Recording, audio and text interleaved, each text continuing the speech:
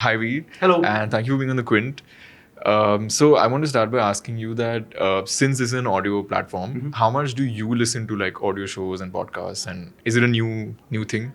It's a new performance thing for me. I've been listening for a while. There are 4 or 5 things that I listen to religiously. So there's a podcast called You Need to Know This, which is just about things you need to know. If your boat is drowning and, take off your shoes. If you're ever drowning in the ocean, just random things like that. Just so, because I'm a bit of a trivia junkie.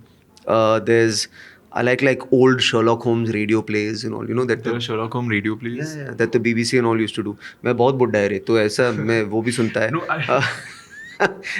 I like I'm a fan of Jitu Raj. So like he's somebody that I'll listen to, or the various Jitu Rajes are people that I'll listen to over time.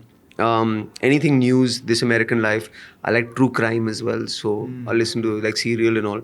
But what I like about it is the best conversations I've ever had with people. I don't remember what they were wearing or how they looked or what the room was. It was just purely audible. I remember what they said. So I feel like platforms like Audible, it cuts out the distractions for storytelling. It's pure storytelling in that sense. And you can listen to it in a car, you can listen to it on the go. It's very convenient, right? Yeah. But why is this one called Be Stupid? So, when Suno was launching in India, I had done a speech for college kids called the Be Stupid speech. And it went viral. So, we just found 15 people who had done really stupid shit in their lives. Can I say shit on Quint? I can, yeah? Cool. All right. I can, fine. You can bleep Quint. There's a boy who's climbing Mount Kilimanjaro even though he has an autoimmune disease. And every doctor has told him not to do it. He's like, I'm doing it next week.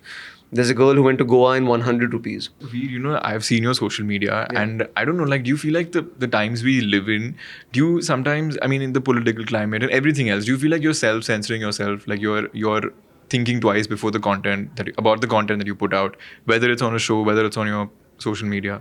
See, I've kind of made a career out of not thinking. So I'm maybe the wrong guy to ask about that. I don't think much. But it's not been like this before, so not as much. Not as much what? Like that's what I asked. Not as much pressure on artists to conform to a certain idea. I'm going to be clear. There's no pressure on me to conform to any idea. I'll say what I need to say. The response to it, I cannot control.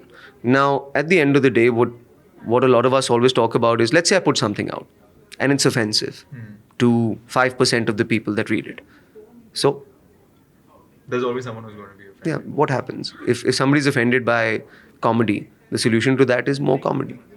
And if you don't like this particular type of comedy, there's so many comedians, you'll find some comedy that you will enjoy. It's a big joint family at a table having dinner. Not everybody's going to like the bhindi, man. And there'll be one crazy uncle who's upset at the bhindi. Let crazy uncle continue to yell about bhindi, eat the bhindi. That's my philosophy. What's a no-go line for you when it comes to comedy? I don't think there is one. I think the audience will let you know. I have a moral compass, right? So it's my own moral compass. Sorry, I'm cutting you off, but I've heard people say things like they would not say mock a handicapped person. Or are there things like that? I don't know. I mean, I think anybody who can't fight back, punching down, like punch at people who can fight back. So yeah, you don't make fun of people who are severely ill. You don't make fun of, children beyond a certain point or in a certain context. But I think what's beautiful about this profession rather than anything else is there's an instant learning in stand-up. In a film, you make a film and you don't know whether it's offensive for 9 months and then it comes out and you find out, oh shit, it's offensive.